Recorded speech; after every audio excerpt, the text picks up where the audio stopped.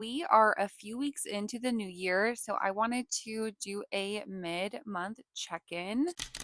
I'm not gonna lie, it has been a slow going month so far, but I have managed to read 7 books and I am ahead of my reading goal, so that is good. Before we jump into what I read, I want to go over my stats. And these stats are from my Storygraph. So if you don't have Storygraph, here's your sign because it is amazing. So my overall goal for the year is to read 100 books. I did manage to read 7 already, so I'm ahead of schedule. And from that 7, that is 2,459 pages. And it took me an average of 2 days to complete one book. My overall mood has been more on the emotional side, but there is dark, tense, hopeful, reflective, and adventurous. From what I have read, most of it has been set at a medium pace or even a fast pace, which is my personal favorite go to kind of romance reads. Like I need it snippy. As far as page numbers, I typically tend to gravitate towards books that are about 300 to 400 pages, 86% being from 300 to 500 pages, and then the remaining 14% being less than 300 pages. Overall, I'm an audiobook connoisseur. So 71% of the titles that I've read were on audio, and the remaining 29% were in print. My average rating so far is 3.88%, so a little bit rough, but not too bad. But that brings me into the first book that I read this year, which was One Moonlit Night by Samantha James. Samantha James is one of my favorite historical romance authors that I have found. She tends to write very mean heroes, and I just love a mean hero. However, One Moonlit Night is a little bit different. This hero is kind of sweet. Like he's actually more on the sweet side. So, very different. This is a Regency historical romance and it follows the romance between Olivia and Dominic. Olivia is a housemaid at Ravenwood Hall. Dominic is actually the Duke. So this is different social classes.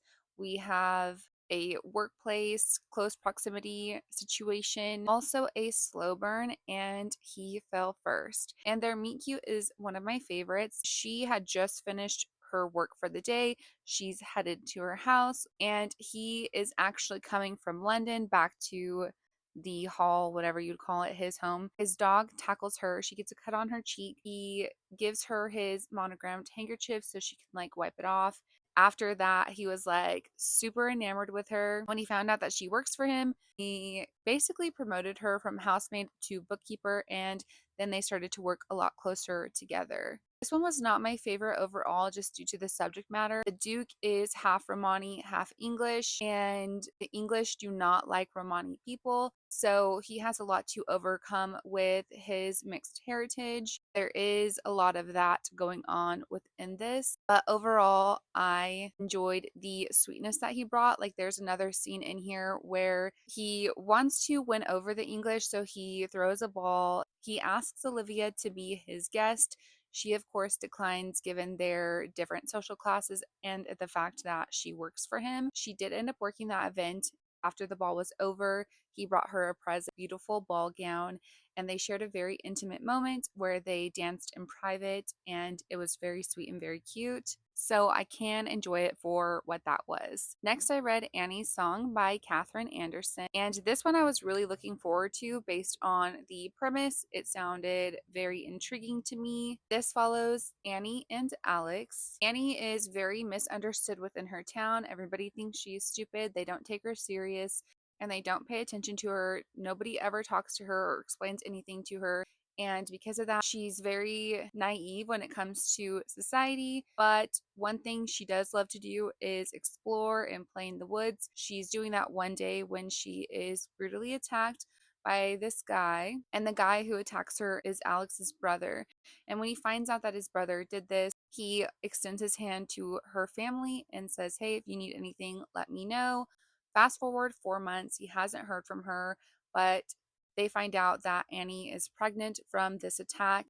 Of course, it looks bad to have a baby out of wedlock, and her family is more worried about what this will do to them than what Annie has gone through. but Alex offers his hand in marriage to Annie and says that he will raise the baby as his own. The two get married, which Annie doesn't even know that she's married to this guy. All she knows is that now she's living with him.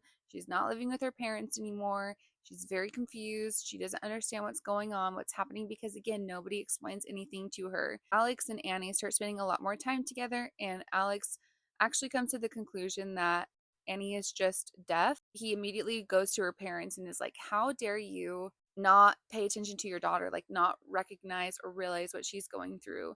So I'm going to keep Annie with me and you guys will have no say with her. Like I'm cutting her off from you guys. I really appreciated Alex in this moment because he had always tried to help Annie. So Annie actually can hear a little bit, like she can hear high pitched sounds, but not low pitched. Music is a way where he helps her come out of her shell, gets her a hearing aid so she can hear. And he also learns and teaches her sign language so that way she can communicate. So I really loved Annie and Alex's relationship because of that. I just could not stand anybody else. Like her parents, I cannot stand them. And that really just like, I kind of like hate read it at that point because I was like, what in the frick? Like, what is going on? And then I read Ante Up by Christina C. Jones, and this was exactly what I needed. I loved this book so much. We've got plot, we've got spice, and it was just everything. So this follows Asha and King. Asha is a waitress at a casino. She's also a very successful card player. She has a lot going on her plate with her mother's medical debt and also worrying about her younger brother constantly getting in trouble, making wrong decisions, and that kind of stuff. So she's kind of like holding her family together. One night while she is playing cards, she ends up beating this guy. They have a lot of chemistry. They end up having a one night stand. I think it's the next day she runs into him again when she is waitressing at the casino and finds out that he is the owner of the casino. He really can't resist her and tries to like wiggle his way in, but Asha has a lot on her plate and she's like, I can't deal with this other thing right now at this moment. Like, I've got to figure out my own self. Her younger brother ends up getting in some trouble and Asha ends up having to bail him out. Now her dreams of wanting to enter in this like card game. I'm so sorry because I'm not a gambler, so I don't remember all of like the correct terminology, but there's like this big card game that she wants to enter so where she can win a lot of money, pay off her mother's medical debt, and then leave Vegas on to bigger and better things. King ends up finding out that Asha is in some trouble and he offers to sponsor her so she can still attend this card game thing. The two just can't resist each other at the same time. Just so good, so hot. This is a very high stakes romance. Like it's very suspenseful. There is not a dull moment in this. You're engaged the whole time, and I loved this one so much. After Ante Up, I read Deuces Wild, which is the second book in this series. However, this follows Alicia, who is actually King's assistant from the first book. And Alicia grew up in this kind of like cult environment where they were brainwashed to become assassins. So she doesn't know about her like early childhood and that kind of stuff. The King's family basically rescued her from that. So it's like they're a found family within that aspect, but also because of her upbringing, she is very standoffish when it comes to relationships, bonding, and that kind of stuff. So when this guy is kind of like interested in her, she wants nothing to do with him, tries to kind of leave it at that. It's also because of her upbringing where Alicia goes undercover and tries to take down these sex trafficking rings. She's at one of them when she runs into this woman and she has this very connection. She feels this, she's like, I know this woman from somewhere. I need to figure out who she is.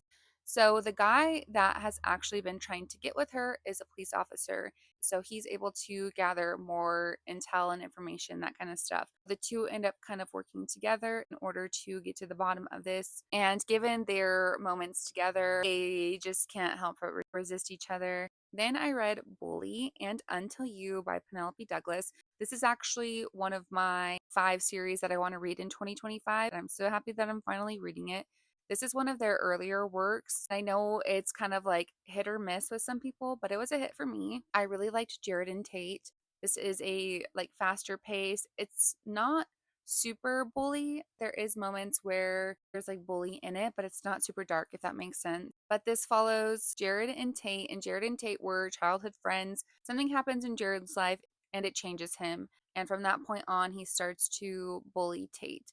It's kind of like he's taking his feelings out on her, the whole saying where you take things out on the people that you love the most kind of thing. But Tate has had enough of what is going on with Jared and starts to stand up for herself, kind of throws Jared for a loophole. So, Bully is from Tate's perspective, and Until You is from Jared's perspective. And overall, really enjoyed the start of the series. I can't wait to get into more of it. And I do plan on making a series review once I have finished this series. So far, I'm liking it, so that's good.